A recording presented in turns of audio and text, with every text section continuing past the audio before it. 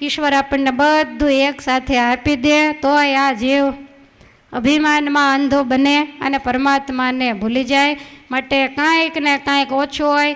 સંપત્તિ હોય તો વાપરનારા હોય, વાપરનારા હોય તો સંપત્તિ ના હોય. સ્ત્રી સુંદર હોય, પતિવ્રતા હોય તો એનો પતિ ગમે ત્યાં ફરતો હોય. સ્ત્રી બિચારી પારકા કામ કરીને ઘર ચલાવતી હોય, પુરુષને એની કાંઈ કદર ન હોય.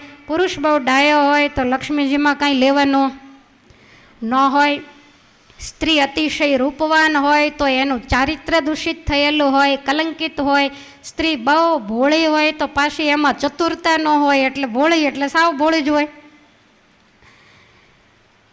કોયલનો રાગ બહુ મીઠો છે પણ કોયલ કાળી છે. ગુલાબ બહુ સરસ છે પણ એની અંદર કાંટા છે, એટલે બધી તો સરળતા ક્યારેય. એનો અવાજ ગમે પણ એને જોવી બહુ આપણને ન ગમે. અને ગુલાબ છે અને તમે લેવા જાઓ ધ્યાન ન રાખો તો એક બે કાંટા પણ બરાબર ના વાગે. તો બધા એને બધું એકસાથે હોતું નથી. કોકનું સારું જોઈ ને જીવ ક્યારેય બાળવો નહીં, એવો વિચારવું નહીં કરે રે મારે આવું ક્યારે થશે. તમને જે ઠાકોરજી આપ્યું છે તમારી કેપેસિટી પ્રમાણે જ આપ્યું છે.